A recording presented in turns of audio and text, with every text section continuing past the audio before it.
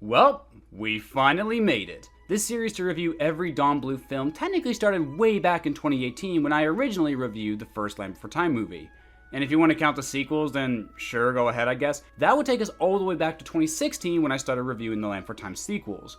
But those reviews are really old and cringy, so just watch the ranking video I made for Christmas of 2021 if you want my thoughts on those. But as for Don's other films, it's certainly been an interesting ride, revisiting old movies that I loved as a kid, but now see for the genuinely awful crap that it is. Viewing some of these films for the very first time, discovering some stuff that's either or oh my god, could you just be any more boring? My point is, I learned a lot about Don Bluth over this series. How he struggled to make the films that he wanted, how he dealt with bankruptcy time and time again in order to keep his doomed studio afloat, eventually just jumping ship altogether for a new studio, only for that studio to close down just a few years later. Don has had his ups, and he's most certainly had his downs.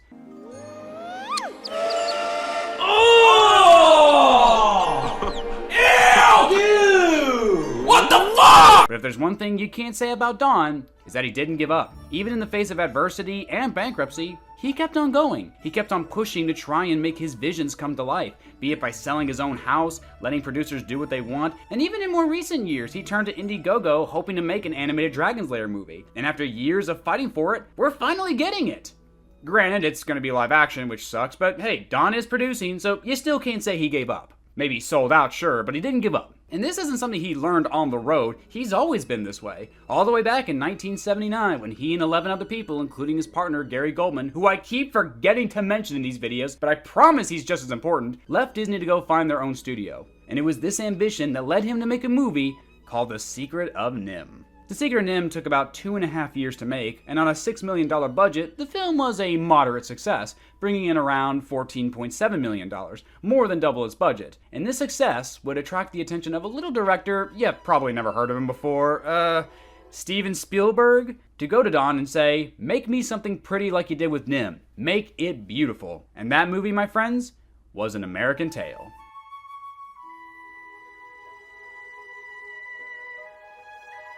While not the most financially successful film in Don's library, it's probably his most famous to date. The moment you see that mouse with his iconic hat, you know exactly who he is. While The Secret of NIMH was a moderate success, An American Tail, on the other hand, was a massive success. On a budget of $9 million, the film would go on to gross a whopping $84 million, making it, at the time, the most successful animated film not made by Disney. This was the moment that Don had been waiting for years. After being told by Disney he'd never make it, after his short film Banjo the Loophole Cat was rejected, after everything he struggled through, he made it. He could finally tell the big mouse to shove it where the sun don't shine because he proved them wrong. And Disney wasn't too slow to notice this, because just a year before, Disney released their big budget film, The Black Cauldron, and it was a massive bomb. It failed horribly with both critics and audiences and put Disney as a whole in the red. It was a desperate time for Disney, and to see one of their former animators rolling in the dough with Spielberg, you can probably tell by now they have realized their mistake.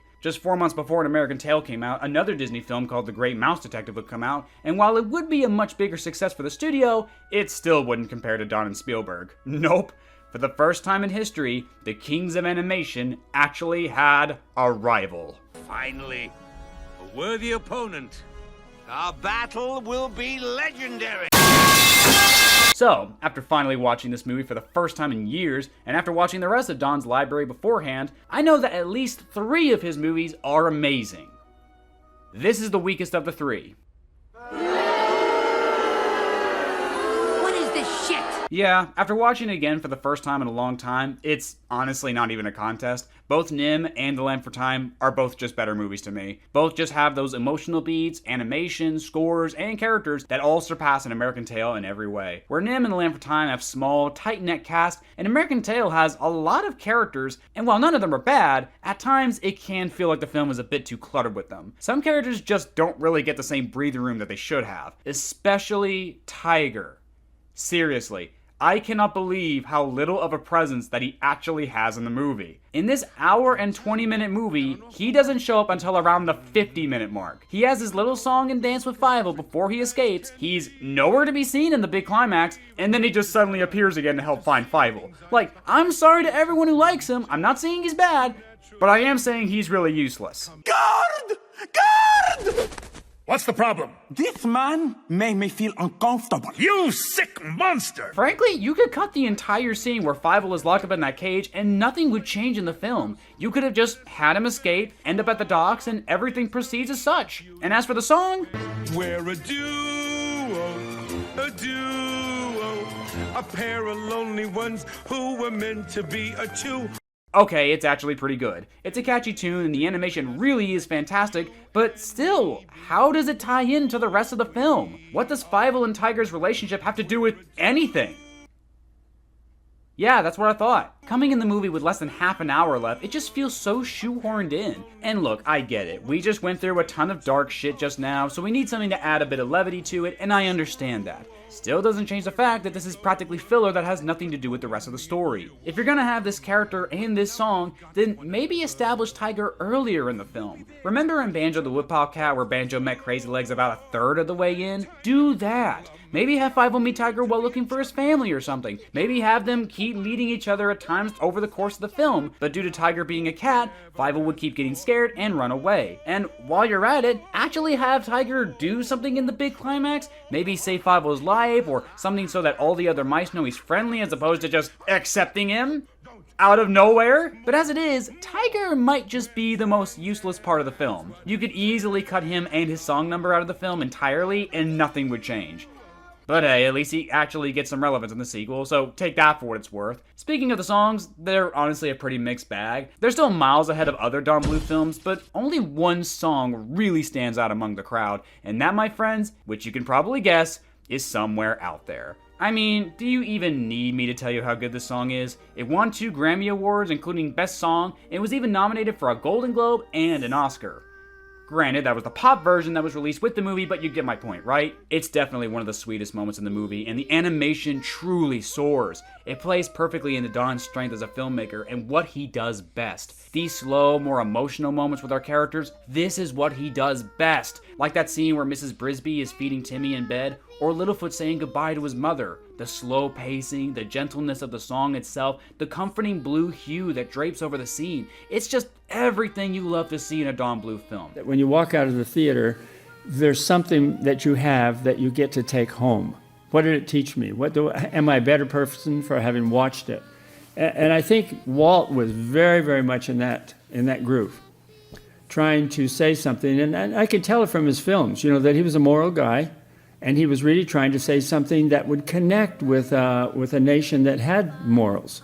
I guess my only issue is the same as everyone else. The kids aren't really that good of singers. But frankly, I can overlook it since I can still feel the passion behind their performances. These kids are giving it their all, and you can feel that in their singing. Easily the best song in the movie, and it's not even a contest. A duo, like I said earlier, is pretty good. It's a really catchy song, and Dom DeLuise is just always so delightful. I love the way the cobwebs raise up like a curtain on Broadway, and the mirror sequence which puts Tiger on the same level as Fievel, that's just so genius on a visual level. The colors, the energy, the whole sequence is just a bop. I just wish it had more relevance to the overall story, but hey, at least it was pretty and it's a good song nonetheless. Some people might hate me for this one, but I do not understand the hype around There Are No Cats in America.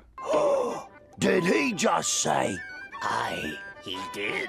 The chorus is great, but I'm having a hard time remembering how the rest of the song goes. Seriously, can you guys remember off the top of your head the part with Fievel's dad? Or the Italian stereotype? Or the Irish stereotype? The song is just all over the place. I like how they tried to incorporate different cultures with each other in the song. It just didn't pan out the way they hoped, since every verse just sounds so detached from each other. It's a neat idea, just not a neat execution. And then there's Never Say Never. Just such a forgettable song that went in one ear and out the other. Not a fun song to listen to. Not to mention it's sung by another character who has practically nothing to do with the story too. This pigeon shows up for like 5 minutes, sings his song, and then dips until the very end of the film. You could have easily written this bird out of the story. How about instead of the pigeon finding Fievel, make it so where Tiger finds him instead? Not only would that give Tiger more plot relevancy, but it would establish him as a player in the story way sooner, and it would even give a duo more meaning behind it. Just saying, it's kind of weird how 3 of the 4 songs are sung mainly by either useless background characters or characters who are thought to be big players but actually have very little stake in the narrative. I think that just really hampers their impact on the movie. Somewhere Out There is great, not just because it's a great melody, but because we're actually invested in those singing the song. We relate with them already, and the lyrics perfectly sum up the hope they have of finding each other again.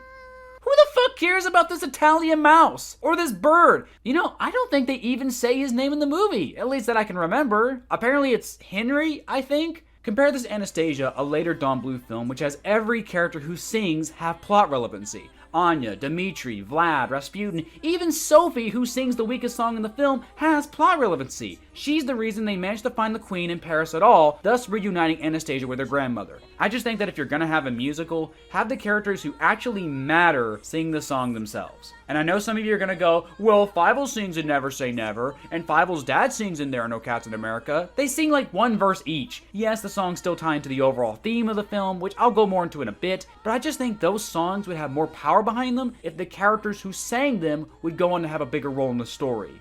But that's just me. None of these songs are terrible or even really bad at all. They're just missing something that I consider really important. So those are basically all my major issues with the film. Some characters are just not all that important. It could easily be removed with some retooling. And the songs overall just don't work for me, save for one. How's the rest of the movie though? Honestly, really freaking good. Next to Nim, this is probably the smartest film that Don has ever directed. Yes, even more than Land Before Time. The Land Before Time is smart too with its themes of prejudice and stuff, but An American Tail is just on another level when it comes to its themes of immigration, discrimination, the American dream. There's a surprisingly complex political side to this movie. Based in 1885, our main character Fievel lives in Russia where his family is under constant threat of the Cossacks. Or should I say, Cause cats, I'm funny. Support me on Patreon for more jokes. For those who don't know, the Cossacks were an Orthodox Christian ethnic group who were known for hunting down many various religious minorities, and, well, take a wild guess. Fievel and his family are Jewish. Their last names is literally Mauskowitz. Even Fievel's name, a name that Steven chose, was the Yiddish name of his own grandfather. Don actually didn't like this name as he believed kids wouldn't remember it since it sounded too foreign, but eventually they would come to a compromise where his name would be changed to Philly once he got to America. This is actually more clever than you think because that's something that actually happened to immigrants when they came to America. They were forced to change their names into something more English-friendly so they'd fit in better. Name? Smolodny Dromovichki. Okay, Mr. Smith. Funny how this compromise did add to the movie and its themes, but it was also kind of pointless since Don was dead wrong about people not remembering Fievel's name. Nobody refers to him as Philly. We all remember him as Fievel. I just think that's really funny. Of course, the movie doesn't shy away from the hardships of being an immigrant. As I said already, immigrants were forced to change their names, effectively erasing their backgrounds in order to fit in more with American society. Certain religious groups were still discriminated against despite America's freedom of religion. There's a scene in the movie where Fievel walks by a school and sees the students inside reciting the Pledge of Allegiance. This scene was inspired by a story that Stephen was told by his grandfather about how Jews weren't allowed in public schools at the time and had to hear the lessons outside the window. Immigrants would be exploited by the upper class and practically be forced to work for dirt poor wages and conditions that were almost on par with slavery. And this is a time before child labor laws were even a thing, so if you think being 5 years old is gonna help you, well, tough luck, you little shit, and it's all because of this asshole, Warren T. Rat. You see, Warren here understands how much immigrants love the American dream and knows that many naive people will come to America hoping for a better life. And while in some ways it is better, like having freedom of speech, it doesn't change the fact that these people are desperate. Warren represents the rich elite that took advantage of immigrants and forced them to do cheap labor while they reap the benefits. While as a character goes, he's pretty one-dimensional and only cares about money, he's still a nice fit since he is about as realistic as America gets. There's this guy named Honest John who only cares about his re-election. There's a scene where he goes to the funeral of a mouse who was killed by the cats and actually writes his name down so it'll count as a vote for him in the upcoming election. Wow! You mean to tell me that US politicians would actually do stuff like that? Huh, it's almost like America isn't everything it was cracked up to be. All that talk about capitalism is just a bunch of hot water. My fellow Americans, capitalism is exploitation. Yeah, baby! That's what I've been waiting for. That's what it's all about. Woo! There's also this German mouse named Gussie Mausheimer, who's the richest mouse in New York who wants to help the lower class, but I like how you're never fully sure what her intentions are. You don't know if she genuinely cares for the mice of the poor class, or if she's just doing it for brownie points. Some of the poor class actually call her out for being rich and not being capable of understanding what they're going through. You can talk, you're rich! Yeah. Money is not everything. I know because I have money and I have everything. But despite her intentions being unclear and the politicians clearly being corrupt, they put that aside in order to fight a common enemy. Because as it turns out, the song There Are No Cats in America is dead wrong. There are cats in America. There are no cats.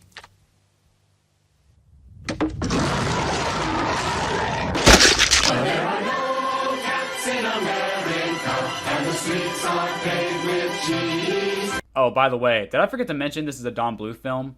Because it sure feels like it sometimes. This movie is relentless when it comes to just beating our main character down into the dirt. Almost to the point where it becomes comical. It's bad enough that Five-O got separated from his family by literal Poseidon.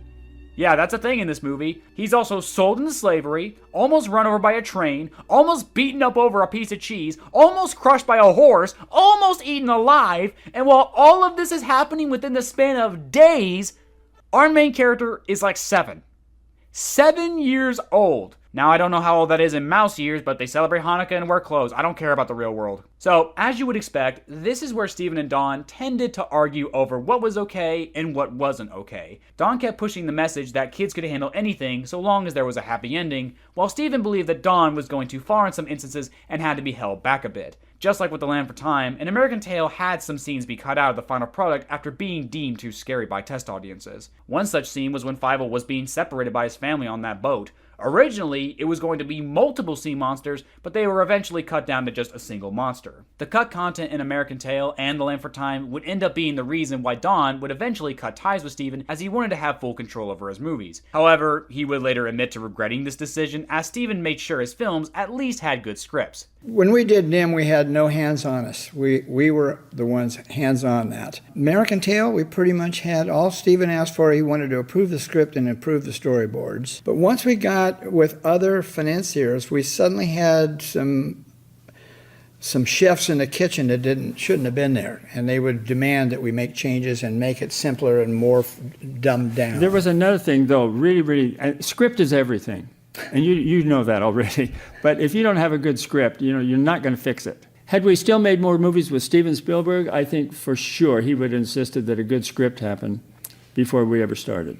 Infamously enough, Siskel and Ebert gave the film a scathing review, mainly pointing out its dark nature. They also say some other things that, frankly, make this one of the dumbest hot takes they've ever had. They criticized the film for not making it more clear that our main characters are Jewish. What the fuck does that even mean? They call it a Jewish parable that didn't want to declare itself, and it chickened out of its ethnic heritage. It would be obvious to most grown-ups watching this film that Five-O and his family are Jewish, and that's why the troops of the Russian Tsar in 19th century Russia burned down their homes and sent them into exile. But the movie never mentions that point. This seems to be a Jewish parable that doesn't want to declare itself, and so it's as if the movie would mean more if you had the key, but in the meantime, what is your average kid going to think when the movie begins with soldiers burning down houses and not one word of explanation? It's very strange. They're talking about the pogroms, but they don't say what they're talking about. Look, I hate to break this to you guys, but Jews don't just go around announcing that they're Jewish, especially in a time period where them doing so would get them shot. The movie opens with them celebrating Hanukkah. They have Jewish accents. Their last names are Mouskowitz. What else do you need? Do you need them to wear the black suit, have a big nose, love money, have those funny curly sideburns, etc.? Would that be Jewish enough for you, Siskel and Ebert? They start out this story, and it is a Jewish story, and then they chicken out and leave it all alone. This is not a Jewish story. This isn't The Boy in the Striped Pajamas. It's about a kid who gets separated from his family while on his way to America and just so happens to be Jewish. The opening was a Cossack attack, and as I said earlier, they did that shit. A lot. It gives our main characters, who are an ethnic minority, a valid reason to go to America. All of the stereotypes, which, sure, they are stereotypes, actually have a purpose. It wasn't just Jews who were enticed with the notion of the American dream. It was pretty much everyone who lived a poor life around the world. They were all duped into believing that a better life was just a boat ride away. But once they got to America, they were exploited, discriminated against, and usually left to rot on the supposed golden streets. And you get, actually, some pretty bad stereotypes. You get the crooked Irish politician from Tammany Hall. I mean, I don't know. After doing my own research on Tammany Hall, I think they were right on the money with that one. Again, the whole point of these stereotypes is to help illustrate the holes in the American system. The corrupt politicians who only care about you if your vote is worth anything. The rich elite that the poor class don't truly trust, but don't have much choice since the rich at least have a voice, sadly. Again, you can call them stereotypes if you want, but the whole point is for the movie to deconstruct the vision that these immigrants had on America. If anything, it's kind of hypocritical to complain about stereotypes, but also complain that our main characters aren't Jewish enough. So which is it? Do you want our main characters to be stereotypes or not? Pick a lane, dude. But above all else, I hate what they say here. This is the most downbeat children's movie since Return to Oz, which began, you may remember, with Dorothy being strapped down for electroshock therapy. What a wonderful, entertaining way for kids to go to the movies. I think An American Tail is intended primarily for younger audiences. Oh, what tipped you off? Doesn't take a genius to figure that out. That's for sure. Usually when you see animated mice, it's not for the old folks. And I think, however, that this film is way too depressing for young audiences. That's what little kids like when they go to the movies, sentimentality and pathos. They don't like to laugh, we know that. They don't like to be excited.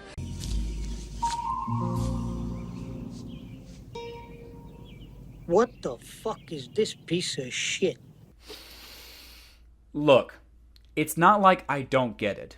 Sometimes you can't just show whatever you want in a kid's movie. Sometimes you just gotta know when to pump the brakes, otherwise it's just gonna hurt the movie. But, with that being said, I also don't think Siskel and Ebert gave kids the credit they deserve. As a kid, I loved The Land Before Time. Yeah, it wasn't until I was older did I watch An American Tail, but since both movies are Don Bluth films and both have cut content for being too scary, I don't think it really matters in the end. But as a kid, I loved this movie. Despite its dark nature and scary moments, I think the realism really added on to it in a way that most animated movies don't even attempt nowadays. Both movies put its main characters, who are kids, in dangerous, life-threatening situations. And as a kid, I was immersed. I genuinely was afraid they may not make it out alive. The intensity and scale of that fight with the Sharptooth is truly gripping despite the cut content. And what made it so gripping was that you truly believed that the kids were in danger. Most animated movies nowadays, they don't pull that shit, and definitely not to the same degree these movies did.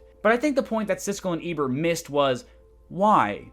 Why was our main character put through the ringer so hard? Why was Littlefoot put through the ringer so hard?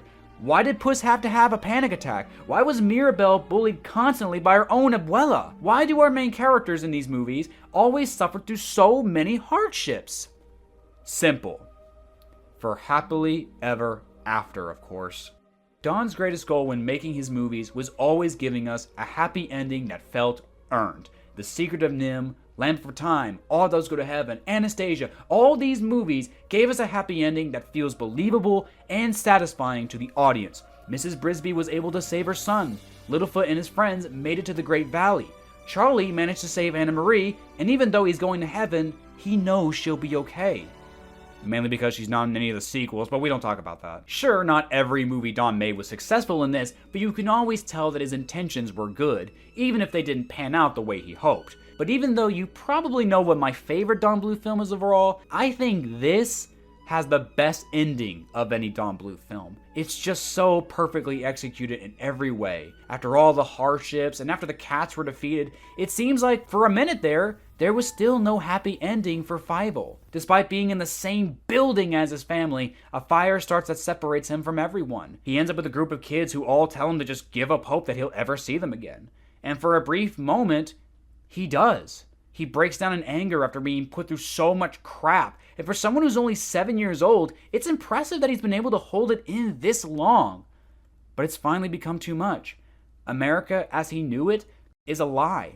He's lost everything, and now he has nothing.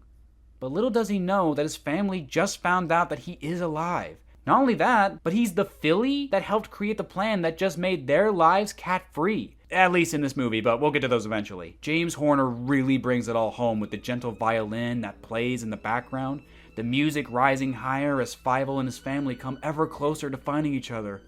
And just as he had lost all hope, a voice he recognizes breaks the silence.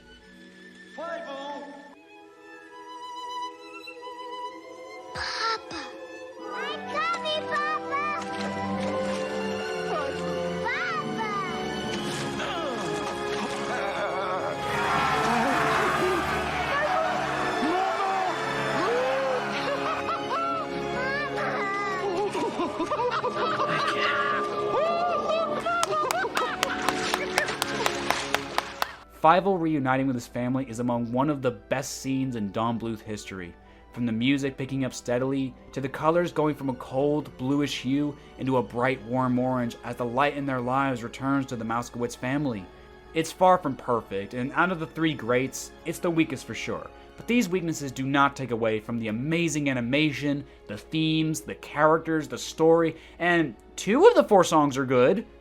That's better than most Don Bluth films, sadly. It's a film that's insanely smarter than it gets credit for. Its allegory on discrimination, its depiction on immigration and the American dream, all presented perfectly in a way where kids can understand it, and it's not too in your face about it. Not to mention, these themes have just aged really well when it comes to discussing the corruption of US politics and the presentation of the American dream. They don't even know the difference between rich and poor. The wretches. Oh, shameful. It's both profound and honestly kind of sad in a way. It's beautiful, intelligent, dark, and depressing, but it all leads up to a glorious finale that made it all worth it in the end anyway. The characters in the movie aren't really all that deep, but I think that is to the movie's benefit. Sometimes simplicity is enough to make a movie good, so long as you know what your strength is. And this movie's strength is in its heart. And that's it. That's every Don Bluth film reviewed. I know I still have a few sequels here and there, but Don and Gary had nothing to do with those movies. So, effectively, I've done it. I have reviewed every Don Bluth film he's ever made. So far. We'll have to wait and see how that Dragon Slayer movie turns out. So, I guess when it comes to Don Bluth now, all I can really do is talk about them all again in a ranking video just like I did with the Lamp of Time sequels. Oh shit, here we go again. I'm on my own, broken and alone. I feel the rain crashing down all around this empty town. I'm searching for the lost and found, but you don't care, you're unaware.